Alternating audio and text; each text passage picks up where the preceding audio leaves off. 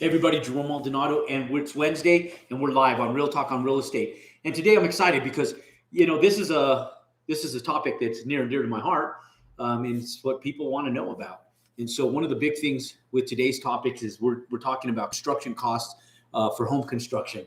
And so we're going to assess and underwrite for you guys the actual costs for contractors. Now, obviously, we're not going to go through every small logistical item like every single piece of trim out deals on your cabinets and your door handles and drawer handles and all that stuff. But I want to give you guys the big numbers. Now, there's a lot of management that needs to be done when you're talking about controlling contractor costs for home construction. But there's areas that supersede others that you can conservatively shop. Now, if you're going out and you're building your own house, and this is going to be a home that you're building for you, you're going to be you are your own client, and this is going to be a house that you're building for generational living, right? You're going to have your kids live there. This is the house that you guys are going to raise your family in.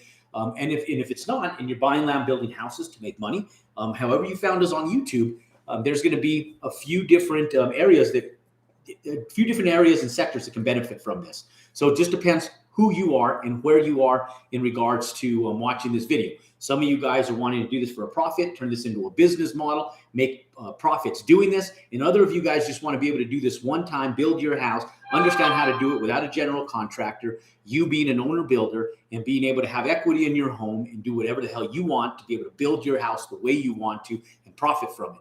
And for those of you guys who are buying land, building houses, making profits, this is a business model that's going to service the six-figure income. So for most of you guys watching, these numbers can variegate depending on where you are nationally, okay? Now, I'm going to do the mean. And if I go in the national average for home sales right now is between $350,000 and $380,000. Now, I'm not going to hit that specific market. I'm going to hit just above that market. So for those of you guys who are buying land, building houses, and working with us, everything that I've always told you guys is to make the largest profitability, build a house between $450,000 and $750,000 throughout over 80% of the United States. Now, there's exceptions to that. And I'm going to raise that number right now because of inflation. Now, what I'm telling people is if you're going out and you want to maximize your equity, even if you're an end buyer and you're going to build this house for you and you're going to put your family there, build a house that's $500,000. If you have the affluency to be able to build a $500,000 home, and when I say $500,000, that's the retail price. Now, it's not going to cost you that to build it. It may cost you closer with land and all building costs. It might cost you closer to $400,000 to build a $500,000 home, but you'll have $100,000 in equity in it if you build it following our business model. Now, for those of you guys who are buying land, building houses, I'm going to tell you guys, if you build between the $500,000 mark and the $750,000 mark, and even pushing now to $800,000, you're going to have the best profitability in your homes. You'll make anywhere between $100,000 and $130,000 on every time you go out and you build a house. Now, inflation is real. We're sitting here January 2022. So depending on when you're watching this video, these numbers may skew a little bit. We're sitting at unprecedented times, right? We have had one of the longest real estate booms in history. So these are unprecedented. So when I say these are unprecedented times, they really are documented unprecedented times. We have seen a hypermarket is what they're calling it. It's a hypermarket, a market that has seen inflated values both on material costs and construction costs and housing for an extended amount of time. In history, we've never seen an inflated market that has lasted this long. Typically, every 10 to 12 years, we get a market adjustment. Our last market adjustment that was aggressive was in 2008, which actually started in 2007. So if you look at the graph from our recession point, 2008 actually hit the dip. And then 2009 kept dipping. And then 2010, we started hitting the bottom of that dip and we started plateauing at the bottom and then started migrating back up. But in all actuality, the recession started in 2007. People just didn't start feeling it until 2008. And so when you think about it's been 10, 11, 12, so 14 years. So we're 2 years past due for a market correction. Now, if you take analysts don't see that adjustments are going to be made anytime soon, because if you talk about the trillions upon trillions of dollars that were printed of new money, the Federal Reserve can lend on that money in excess of 10 times over what they've printed. And so you have to understand that in order, we're about $40 trillion behind where we would be based on the money that's been printed. So if that's any indication to financial analysts or bankers, or those of you guys who are wondering if the market is going to tank, we still have a big margin gap between what the Federal Reserve can lend. Our Federal Reserve is ran by our central banking system, and where we are currently. We can still see a ton of inflation. Our government's still pumping out money into the American hands. Some of you guys know exactly what I'm talking about. Some of you guys watching this video are getting that monthly check still, that stipend, depending on how many kids you have and what your family looks like, in the mail, right? A lot of you guys are getting that. Give me a thumbs up if you're one of those people, right? And so there's people that are still getting those checks. So that means there's money still being pumped out into our economy, and which in any case, when the government's doing that and the Federal Reserve is printing money, the chances of a downturn of economic turn is mild. Okay, now, how do we price this house? Okay, we could talk politics all day long. We could talk Federal Reserve and money all day long, but how do you actually price this home? And so for those of you guys who came in for that reason, let's get started. Now, let's say we're building a $500,000 home. Now, on a $500,000 home in today's market, I personally wouldn't pay more than about $60,000 for the land it sits on. I would actually like to see the land cost closer to about $50,000, but I would say someplace in the neighborhood of about $60,000. Now, obviously, there's considerations in that, and there's variables. Are there utilities on the lot? Now, that's $60,000, $65,000 for the lot if I have electric, gas, water, sewer. Now, if I don't have sewer, not a big deal, as long as the lot is big enough for me to put a septic tank on it. If I can put a septic tank on it, they're not that expensive. I can budget that into my build, and it's still a reasonable cost that I can afford to be able to put into my build. Now, if I need to put electrical transformers, which adds another $4,000 or $5,000, closer to $5,000 to my build, that can be an issue. If I have to bring water in, I have to do a main water line tap and pay $5,000 for that, then another $5,000 for the water meter. That adds an extra $5,000 than I would have not budgeted for in this build. I need that money to come out of the land costs. Okay, so there's variables in there. Now, water, same thing. Water is important, ladies and gentlemen, and making sure you have sewer is important. And a lot of times, if you cannot put a septic tank, sewer, believe it or not, is the most expensive utility to tap into and get if you do not have the capabilities of doing a septic tank, or if the sewer lines are not available right at the street or at your lot line. Okay, so always take into consideration your sewer costs. Septic tanks, no problem. As long as you have the available land, and the state engineer department, no matter what state you're in, it's allowable to do a septic tank on the lot you build on, no big deal. Do the septic tank all day long. We've done a lot of them. But if the sewer is not available on the land, it's one of our largest variables. I remember I was doing a big commercial project years back, and that was the make or break deal, because it was going to cost us $250,000 just to pull sewer. And so we were able to get a subdivision. We waited it out for 6 months, waited for the subdivision to pull the sewer down. 6 months was worth the $250,000 it was going to cost us to pull the sewer over 15 years ago. But understand that in today's world, you know, if the projects were valued enough, the $250,000 is not a big deal. But when you're doing a single family home, if you got to pay $50,000, $20,000 to pull sewer, that's a big deal. So you want to make sure that those utilities are available. But for all intended purposes, $500,000 home, we're building it. That's what this business model sits around right now, is a theoretical build that's $500,000 on that median, just above the median nationwide. Okay. Now, if you're in Seattle, Oregon, if you're in cities like Austin, Texas, if you're in Miami, in the heart of Miami, if you're in New York City, or if you're in Los Angeles, or you're in Orange County, where real estate prices are substantially higher, this business model may not be adequate for you, but it can be just down the road. So this exact same business model that I'm writing right now, it may not be available to you in Los Angeles or Orange County, but when you go down to Palm Springs or those areas just outside of LA, this business model works very, very well. Okay, because we're doing it. We have one going on right now in Palm Springs, a subdivision up there. So that's how I know. Those houses are between $550,000 and $650,000, but very similar business model. So land costs, someplace between $50,000 and $65,000, depending on utilities. I'd max my lot price out on a $500,000 home, right about there. Now, So you want to take care of your utility costs. Now, what are the actual construction costs? Your big one is going to be your foundation, right? So let's say, for example, this house is 2,400 square feet, okay? We take a 2,400 square foot house, and I'm going to divide these out based on real numbers, okay? So, and remember, these numbers are theoretical numbers. These numbers will vary depending from region to region, state to state, city to city, and even contractor to contractor. Now, I will tell you guys that the numbers I give you guys are very viable. You may have to shop around a little bit to find the right contractor that will budget these numbers. And there's two different types of contractor. There's a retail contractor, and then there's, and I wouldn't even call them a wholesale contractor. I would call them a production contractor that does volume. Okay, so you have your retail contractors, and then you have your production contractors.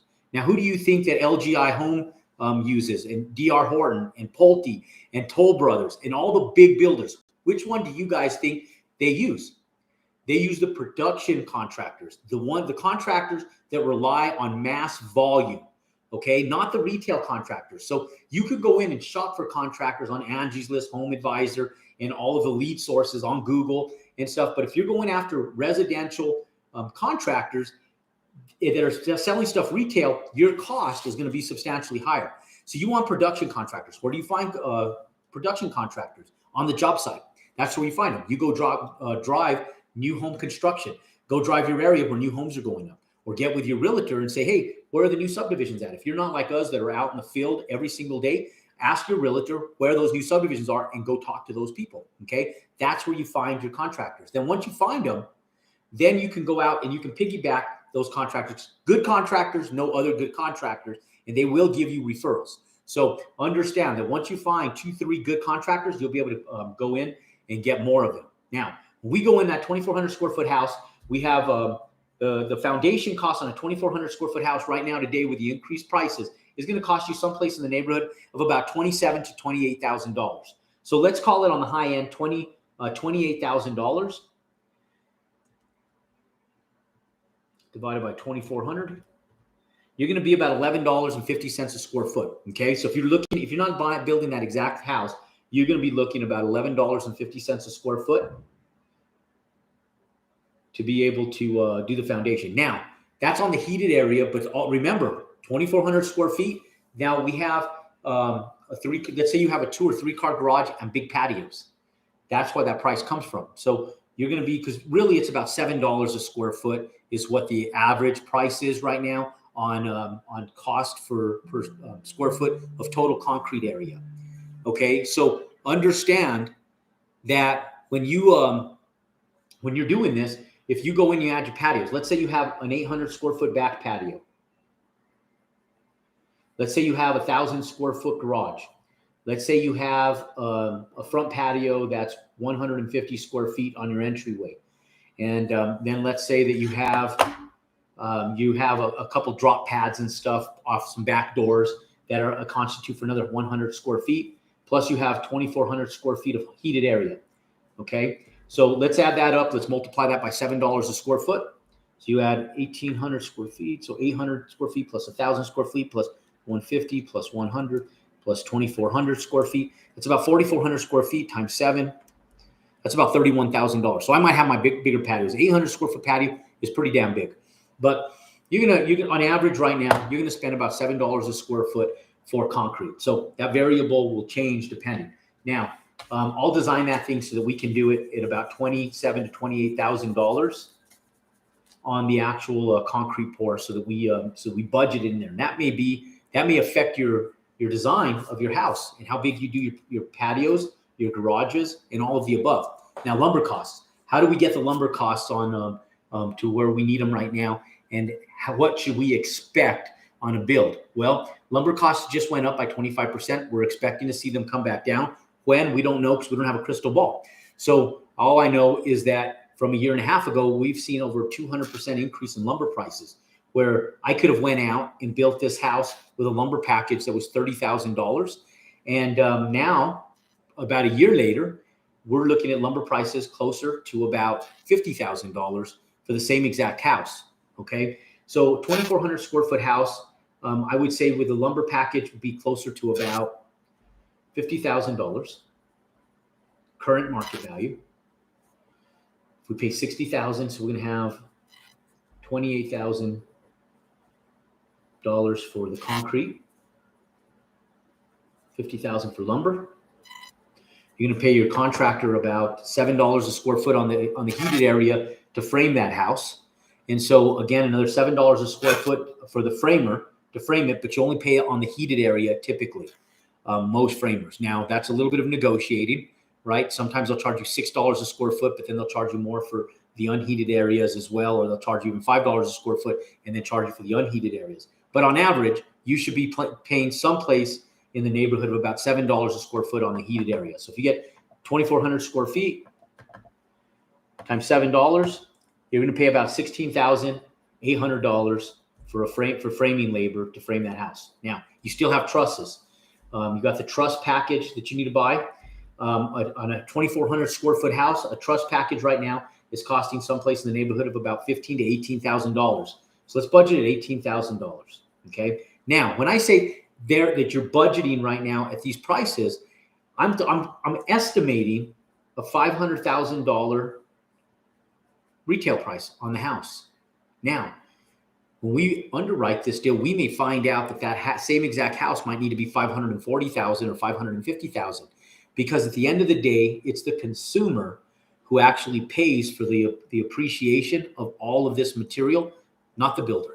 And so I always tell people, don't become subjected to being the variable of, and don't compromise your profitability or your equity in your home based on what's happening in the market, especially during market inflation. Because in market inflation, it's happening everywhere. People are used to it. You just want to make sure that within arm's length, you can get the house appraised upon completion to be able to have someone finance that house and buy it from you. So if you're building a $500,000 house and it has to go to $540,000 for you to make the profit you need to make it worth your time, when you talk about an 8% variance in the cost, which about $40,000, that's about 8%, a lender and an appraiser can find reasonability within that margin. Now, if you're 30% over, they're not going to find reasonability. You're just going to have to find better contractors, more cost-effective contractors, or a different way to build the house. Okay, so you've got your truss package. Now, we have plumbers. Plumbing's not going to be a lot. I just priced out a house this size, and the plumbing came in to be about $16,000 for plumbing. Okay. Now, we had our heating and cooling system. That stuff is a little more expensive now, ladies and gentlemen. I used to be able to do a house at about $15,000. All the flex ducting and the materials are a little bit more expensive. We're probably looking closer to about $20,000 for heating and cooling. Okay, for all your mechanical stuff. Now, plumbing includes everything through the house. It doesn't include your fixtures, doesn't include your sinks, doesn't include all of that stuff, but it does include all of the installation of your fixtures, your toilets and all that stuff, but does not include your toilets, your sinks, your faucets, and that stuff. It will include the faucets outside, the little frost-free or the water hose faucets on the exterior, but it does not include the faucets in the bathrooms, the kitchen, the sink in the kitchen. Doesn't include any of those fixtures. Doesn't include the bathtubs. None of that stuff. That's going to be in addition to. Okay. Now, we're going to need an electrician on this house, and where we used to be able to get these houses done for between $14,000 and $15,000, our copper has went up substantially, and our electrical costs, as far as our boxes and everything, have went up. So you're going to pay someplace in the neighborhood of closer to about $18,000 for electrical in this house. Now, roofing is going to cost you someplace in the neighborhood of about $17,000. Let me see. So if we did rooftop area, 2,400 square feet plus, let's see, 1,000 square foot garage, and let's say we have like 500 square feet of patios. Times, yeah, you're going to be someplace in the neighborhood of about $1,850 to $19,000. So let's do about $19,000 for roofing.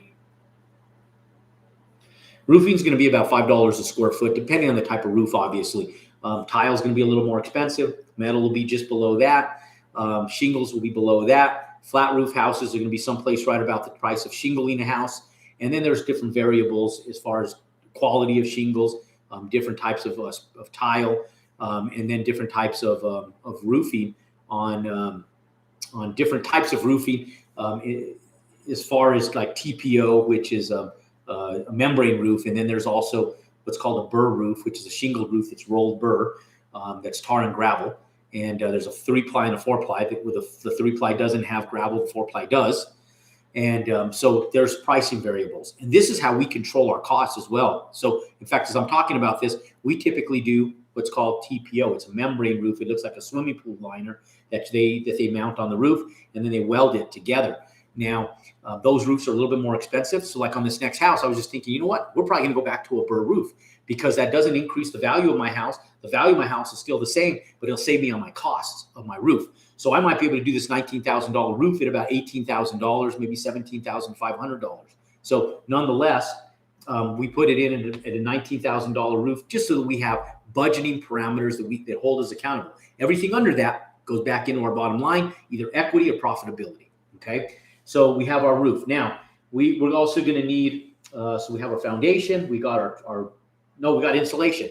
So insulating a house like this with current energy codes is probably going to cost you someplace in the neighborhood of about $5,000 to $5,500. Let's do $5,500.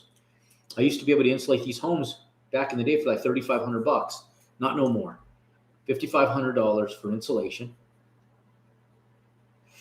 But in those days, the price of those homes were anywhere between $380,000 and $425,000. Right now, we're pushing $500,000 or above. The cost, obviously, of everything's going to go up a little bit. So we have our insulation, about $5,500. Now we have sheetrock, drywall on the interior. That's going to cost you on a 2,400 square foot house with either a 2-3 car garage, give or take, a little bit of ceilings on the patios and some of the exterior stuff that needs to be done. You're going to probably be someplace, again, closer to about $18,000 to $19,000 for your drywall. So let's consider about $19,000 for drywall. Now remember, these are not retail prices, ladies and gentlemen. These are volume prices. These are production contractors, not retail contractors. Okay. Now, if you find any of this stuff helpful, click below. Give me a thumbs up. If you find this stuff not helpful and waste your time, give me a thumbs down. Let me know why. Okay. But if you see the value in here, give me a thumbs up. If you haven't already, subscribe to our YouTube channel for more content that is just like this, similar content that you get notified on every time we do it. Okay, now, so our drywall is $19,000. We have painters. Our painter is going to be someplace in the neighborhood of about $12,000. Now, again, there's variables in painting. What quality of home are you building? Now, mine typically have 2 tones of paint in there. There's 2 tones of paint. One for the door trims. I usually do my ceilings, the color of my trim work. And then I'll do my walls, a soft cream color. That's coming back right now. All the grays and stuff that were being done on the walls, that stuff's starting to disappear again. It's not as trendy as it was a year, 2 years ago. The soft tans and cream colors on the walls are trending back again. Those will always and forever, ladies and gentlemen, be trendy. Those soft tan colors will always trend back because they're neutral colors. People have a lot of furniture options. They're a little more inviting than the softer gray tones. And the softer gray tones go a lot more with the newer, more modern builds, right? So those soft tans. So I'll usually do 2 colors, and then I'll use a good quality like Sherwin-Williams or something that's a good quality paint finish on that. Now, that price also includes my exterior paint, my garage doors that are painted, sealing and staining my front doors, painting my interior doors, painting and finishing out all my caulking throughout the house, like on the kitchen, the tile, the countertops. A lot of that stuff is all on the finished painted work that is in that price. Okay, so we're going to be someplace right around $12,000 for paint. Now, we have, what else are we missing here? So we got a lot of fixture stuff that still needs to be done because we got the exterior facade. So your exterior facade is going to cost you someplace in the neighborhood of about $18,000 to $20,000. Let's call it $19,000 for stucco, wood paneling, stuff like that. Now, if you're doing stonework, brickwork, it's going to be more expensive than this. But if you're doing traditional stucco, or if you're doing a painted facade finish over an exterior material, it's going to be someplace closer to about $19,000. If you're doing wooden paneling or modified wood paneling or something of the such, you're going to be pretty close to about that number. Paneling might be a little bit less, but you still have to paint it and so forth. So about $19,000 for your exterior trim out. Now, let's do exterior accent stuff. So if you do some stone pillars and you do little accent areas, which is really popular all over the place. You know, brick accents, colonial looks up in the Northeast. Texas has the Texas limestone, Texas shell stone on the higher end homes.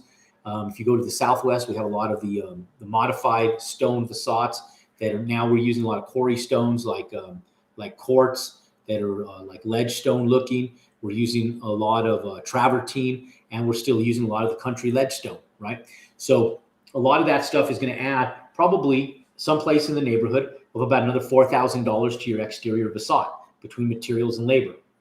Okay, so that's going to be exterior accents.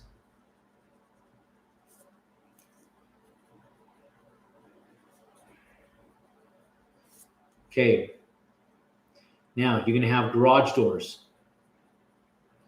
It's called garage doors, $3,000. It actually, most people are going to be building 2-car garage, not 3-car garage. Let's call it $2,500 for garage doors.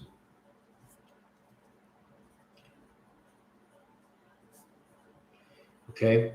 Now, trying to keep track of all this so we can add all this stuff up and make sure it's even worth building the house, right? Now, I typically, when I budget this stuff, go a little bit higher. Sometimes some of this stuff actually is a little bit lower. Just depends where the market's trending at the time. You guys may go back in and say Jerome's lost his marbles on some of this stuff when you guys get down to concrete, to lumber, to trusses, and even heating and cooling and electrical, because the numbers in the last couple of years have been all over the board. Now, I'm underwriting it based on current lumber and current plumbing prices. So you may be pleasantly surprised at the end of this when you go in and do this, how much you actually save if the prices actually go down. Now, the chances of prices going down are still pretty good. Now, what happens typically, if you do it on a graph, and I can kind of do it for you guys right here, is when you do this stuff, okay, so if you're doing this graph right here, let me do a better drawing of that. It might even be better if I just do it right here on this board for you guys. So with material costs and lumber costs, one of the big things that you got to remember is that there's variables. There's a lot of variables in this stuff. Okay. So when you're coming back in, let me turn this way for you guys. Okay, so when we come back in, we're looking at this stuff. One thing that's good, it's important to remember is cycles, right? So if we're cycling, we have a graph right here. This is money, and this is time. Okay. So when we look at this based on money and time, we're going to see something on a stable market where prices have a normal appreciation that are going up, somewhere in right around 2-3% annually. Okay. Now, based on that 2-3% annually, we're seeing unprecedented times where we're seeing prices go up. Okay. And then we'll see them kind of come down a little bit. Then they'll come up a little bit. Then they'll come down a little bit. Then they'll come up a little bit. Then down a little bit. Then up a little bit. And eventually, what we're going to slowly see this volatility. But over the course of time, you're going to start seeing an average increase of 2-3%, which is normal. But you're going to see large fluctuations in between, where you get maybe a 20% drop in one material, then you get a 15% hike in it, and then you get a 5% drop, and then a 10% hike. And so you're going to see this type of volatility as the market continually goes up. We're not going to see these days down here anymore, ladies and gentlemen. These days are gone. Okay. So if you think that you're going to see these days, like this being 2019 or 2018, even better, because in 2019, lumber was going up. In spite of what people think, pre-COVID, lumber was already going up. We were having issues with lumber prices even pre-2019. So 2018, right here, we start seeing 2019. Okay, now we come in, and now here's what we're seeing in 2020. We start seeing a little bit of this, 2020, 2021,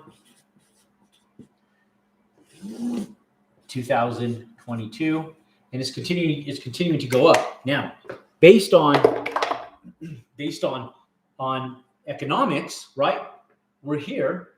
Then we're about the same price, just following the same pattern. Let me see if I can get a black one. Actually, we'll use this red one. You can see it better on the video. So we come through here, and then we start seeing mass appreciation, right? Then we see a little dip, a little bit, and then it goes back up. And so over time, you're going to start seeing fluctuations with the market. Now, when prices drop, the market drops. So if we see a market correction come over here, you're also going to see market prices drop. So if in 2023, let's say we see a market correction, you're also going to see materials drop. So it's not going to go back down here, but it might go back down to this point right here. You know, so if you see this come back down, you might see a plateau back over here and then slowly see its natural appreciation over here in 2023. Okay. So when you see this, the economy is also going to drop, but then it'll also plateau off. And so we see the market inflation. We also see appreciation of assets going up. Then they'll drop a little bit, you know, early COVID, and then they go back up, and we've seen exponential growth, right, over the course of the pandemic. And so then we get up here, someplace about 2023, maybe 2024. You know, God only knows what will happen, but we'll see some type of dip in the market. Now, will it be as aggressive as 2008? Probably not. The economic times are completely different, and there's a lot of money in the economy right now. So what'll end up happening, we will see a market correction, ladies and gentlemen. Mark my words, God is my witness. We will see a market correction at some point in time. I don't have a crystal ball, can't tell you exactly when that is, but we will see it. But when we see that market correction, prices are going to be really high. And then what's going to happen is prices will come down with the market correction. It'll all adjust equally. Okay. So that's how the market cycles work economically for building houses or anything else for that matter. Okay. Now, so we got our doors and so forth. Now, these are our hard costs. You're going to have variables. There's going to be variables in here in regards to trim out items. I'm not even going to go over trim out items. We'll give you guys a budget for trim out items, but I'm not even going to go over them with you because those are variables that are in there. Now, let's say that for the exterior landscaping, I typically never, ever put in backyard landscaping into my builds. I typically only do front yard landscaping. So let's say that I budget $5,000 for front landscaping. Okay, then let's say that we have driveways and walkways. Let's put in another $7,000 for driveways and walkways.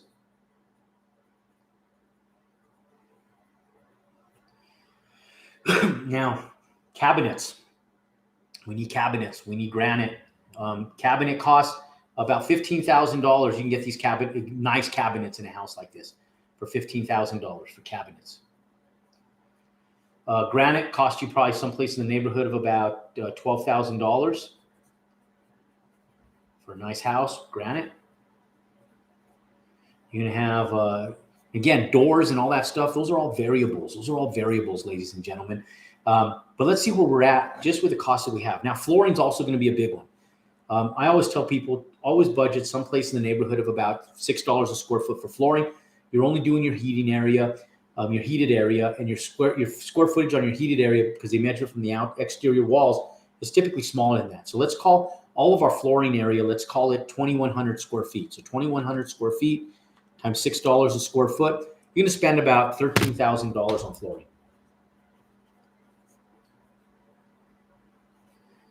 Okay. Doors, your door package is going to come out, front door, stay modest, but doing something really nice. And then simple hollow core doors on the inside. You're going to spend someplace in the neighborhood about $5,000 on doors. Okay. Now, you also have windows. Windows are going to cost you someplace in the neighborhood of about $8,000 on a house like this. Okay. So you have about $8,000 in windows. Now you're going to have finished carpentry and trim work and labor on all that stuff. So your finished carpentry, labor on all of that is going to be probably someplace in the neighborhood of about $4,000 in labor, about $6,000 for trim work, finished carpentry and trim work. Let's do $6,500 just to be on the safe side. And that includes your closets and so forth as well. So $6,500 for finished carpentry and closets and trim.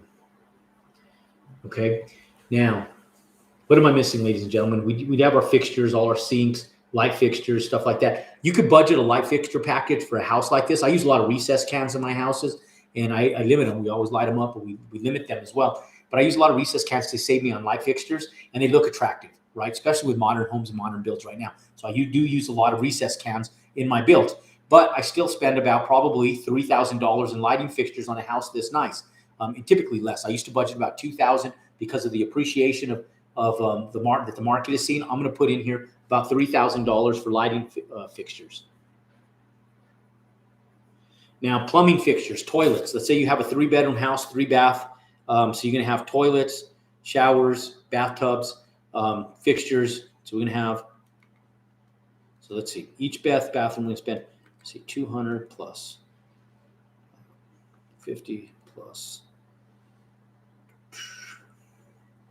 200 times 3.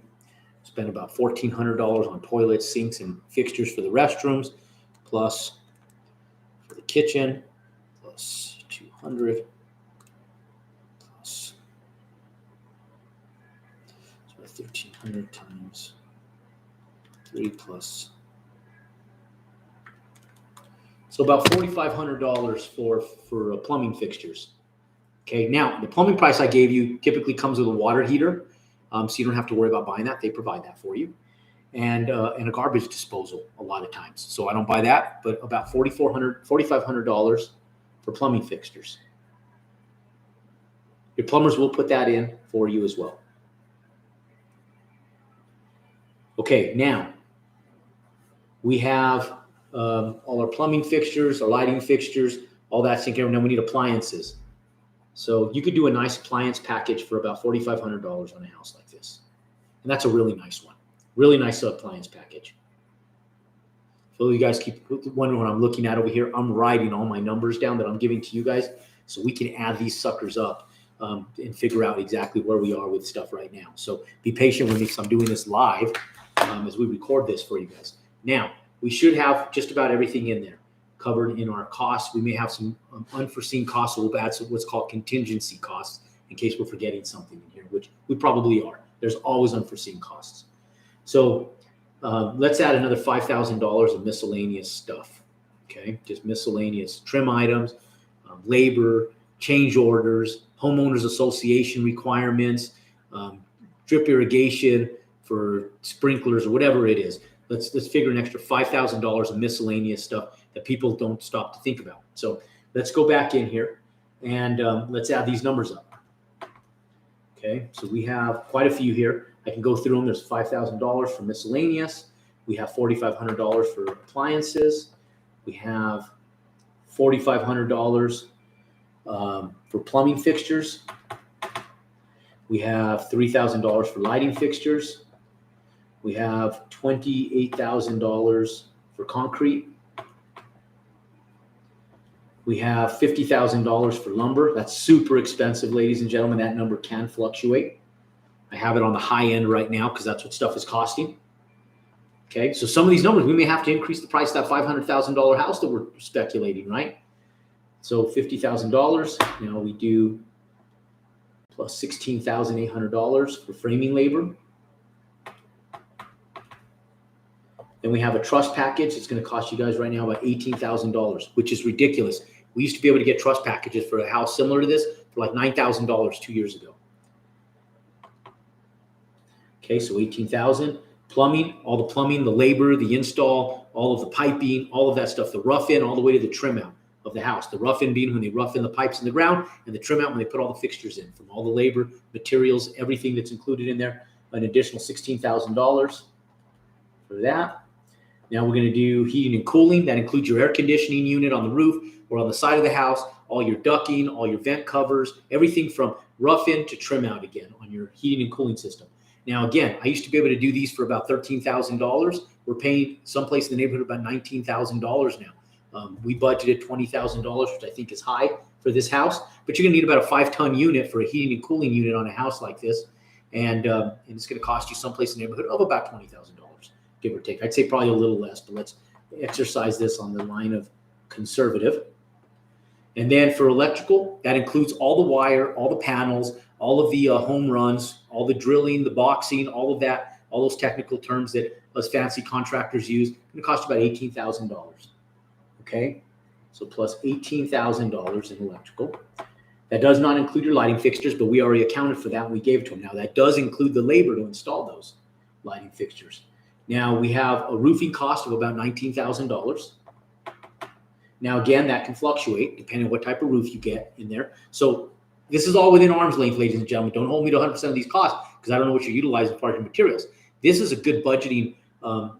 This is a good budgeting scenario where you can go in and say, wow, if you're looking to make profitability on the house, this would be a good budgeting scenario where you can sit back and go, okay, I want to have a nicer roof, but I'm willing to compromise the quality of my doors. And so I'm going to put $1,000 more into getting the roof I want, but I'm going to pull $1,000 out of my doors or my granite. Instead of doing a level 2 granite, I'm going to find a really nice level 1 granite that's going to save me that $1,000 for sake of example. Okay, now we have insulation. Current energy code, about $5,500. Okay, now we have $19,000 for drywall. Painter's going to make about $12,000 on this house. Stucco exterior facade of the house, about $19,000. Exterior accents, like maybe little block walls, stonework, little accent stonework. Again, depending where you're at, an extra $4,000. We have garage doors, $2,500 for a 2-car garage. Front landscaping, we budgeted $5,000. Something simple but nice, clean, respectful. Driveways and walkways, concrete driveways, concrete walkways. Again, that all is depicted based on size. So we're budgeting about $7,000. We're not going to give them the whole world and do a wraparound driveway with circular drives. We do a nice clean driveway. Maybe finish it off with gravel if it's a big lot, or all the way to the curb if it's not a big lot. So we'll do $7,000 for driveways. Then we got $6,500 for finished carpentry work, closets and trim work. Or $6,500, sorry, not $65,000, $6,500. And then we got our cabinets, our $15,000 that we budgeted. You might be able to get them done for less, possibly, but I'm going to budget it about $15,000. And then we got granite at about $12,000 for all the bathrooms, kitchen areas. Now we have our flooring at about $13,000. We have our doors, interior and exterior doors, at about $5,000. Let's go up on that to $5,500. That way, if we want to put a bigger door on the front door or something, we can. So we'll do that plus $5,500. And then we have windows, $8,000 in windows, plus $8,000 in windows. Total cost $336,800. Okay, now I'm forgetting stuff in there. I promise I'm forgetting stuff in there. So we did put in $5,000 in miscellaneous costs, but here's what I do. I'm going to take 10% of that number and I'm going to add that to my build cost. Okay, I'm going to add that to my build cost just in case. I just want my contingency cost, and I'm going to add it for 10%. The bank is going to want you to do this too. So you take a multiplier of 10%, and that's $33,000. Okay, so I'm going to add $33,000, and that's my safety net money. Now, remember, ladies and gentlemen, market's crazy right now as far as appreciation, right, of cost. The end buyer pays for that stuff. It's not paid for by you guys. So I sit back, I look at this, I say, okay, my build cost is $369,800. Okay, so let's just call it $370,000. Let's round up the numbers, okay? So let's go $370,000 build cost. Now, again, lot price. The lower you pay for your lot with utilities, the stronger your profitability is going to be. And so these numbers are high, ladies and gentlemen. You come in, let's say you pay $60,000 for your lot.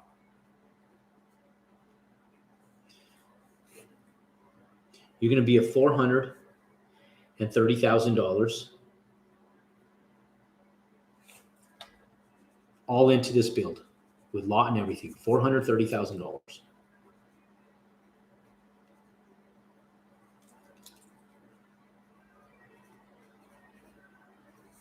Now, if we price that out at a $500,000 mark, once you pay sales commissions, all that stuff, you're only going to make about a $50,000 profit. So, ladies and gentlemen, houses have went up 21%. So materials have went up substantially, right between 12 and 13% nationwide. Lumber is an exception to that. It's jumped up by 25% just in the last couple of weeks. And in different areas, you know, it fluctuates. Miami, they said it was 15%. Prices in Miami were already probably pretty high already as it was to begin with. And so they went up 15%. But you go into some sedentary markets where the prices hadn't appreciated as much as areas like Miami or the Beverly Hills of the world, or areas like Seattle, Washington, where it's the tech capital of the world. We saw closer to $25,000 in sedentary markets, average markets. And so I would probably come in and say, this house now, $500,000 times 0.21 over the last year and a half, it's probably worth about an extra $100,000. So the same $500,000 house, if you could price this house out for even like $580,000, and let's say the market comps only bear at about 530 to 550. If the prices sustain where they are right now, ladies and gentlemen, the big builders, I'm going to repeat this again, the big builders are not going to subject themselves to margin cuts. They're publicly traded companies, a lot of the big builders. They're not going to allow their bottom line to drop. They're going to slowly just continue to appreciate the cost and value of those homes, and the cost and value of those homes will continue to grow. So depending on who you ask, this year they say 2000. If you ask the National Association of Realtors, they said that in 2022, we're going to see a more steady market. Now, they didn't project what materials were going to do, though. They said it's going to be between 4 to 5% growth as far as appreciation in houses this year. Now, if you ask the National Builders Association, who are actually in the building market, they said that we're going to see we're going to see appreciation of houses in excess of 14 to 16% this year. Now, I would beg to say that the National Association of Builders is going to be a little bit closer to the cost. So I would say that this same house is going to be able to sell for someplace in the neighborhood of about $565,000 to $580,000. So we can say $570,000 by the time you're done with construction, based on the National Association of Home Builders projected price values. Okay, now that's going to put you at about $140,000 of gross profit. Now that's your gross profit, not your net profit, because you got to pay real estate fees. $570,000 times 0.06 nationwide average, $34,000. So you're going to subtract $34,000 in real estate commissions, and then 1 point in closing costs. So probably another $5,700 in closing costs. Okay, now this is if you're selling it. If you're an end buyer, you're going to have about $140,000 in equity in your house when you stabilize and close out on this, minus what you service in debt for your construction loan, which might just be a few $1,000s, probably under $10,000 if you build this in under 6 months. Now, if you go in and you're doing this for a profit, you take $140,000 gross profit minus $34,000 in real estate commissions minus $5,700 in closing costs. You're at a $10,300 profit, and that even includes your contingencies. So $100,000 profit. So your net profit on that house is $100,300 is your net profit on that house. So $100,000, not bad for a few months worth of work. Even if it took you longer than us, we can build a house out like this in about 4 months. Sometimes with the market the way it is with labor, it might take us 5. But if we're doing multiple numbers like this in multiples, and I don't build this low of a house, we typically build closer to the $650,000 range. So our profitability is closer to about $140,000 per dwelling. But even with your contingency costs in there of $34,000 plus miscellaneous costs of $5,000, you'll use that $5,000, I promise. But let's say, for example, you make $100,000 and you only use 50% of your contingency costs, you might make $120,000, $115,000 net profit after all expenses, all in on this property, including land, all build costs. That, ladies and gentlemen, is life-changing for most Americans. Look, If you haven't already and you're not working with our team and you want to learn how to do this in specific step-by-step process and work directly with me, then I'm going to put a link below in the comment section, and also in the bio above, that you can click to schedule a free call with myself or one of my teams, somebody that works with me on my team, for a free strategy call on how to buy land, build houses, and how you can go out and make six figures doing this, even in today's current market. Okay. Now we will teach you how we get these numbers. We will break this down in more depth. We will actually help and push you to find a piece of land in your area that's viable financially to come in and work with us on. Okay, so that you can duplicate this business model. We'll guide you through there so that you don't go out there with blinders on. You're walking around with blinders on trying to figure out how to do this whole business model, and how to find contractors, and how to find realtors, and how to find land, and how to manage all this stuff all alone. So if you have interest in learning how to do this, and you want a team, and you want a system that works, I have one. I didn't build this system for you guys. I built this system for me. I built this system back in 1999 for me, because I needed a system back then that worked, that made profit. I didn't do it for you guys. It just so happens that I've been using this system for over 20 plus years. And now the exact system that the women in my office utilize to help me build houses and buy land is you guys. I'm teaching it, and I'm letting people do it. We have a ton of people making six figures this year. In fact, in the first quarter of 2022, moving into the second quarter, we have probably over 30 people that will be making six figures doing this. If you want to be one of them, click below, get a little more information. I'll have my team members reach out to you. But ladies and gentlemen, if you like this content, remember, give us a thumbs up. Let us know that this content is relevant to you. If you hate the content, comment why, give us a thumbs down, but don't do nothing. Let us know. That way we can continue producing incredible content, knowledgeable content that you guys can utilize from today and forever. And then subscribe to our YouTube channel if you haven't already. Ladies and gentlemen, go out and make it a great day. God bless you guys, and go out and compound your success.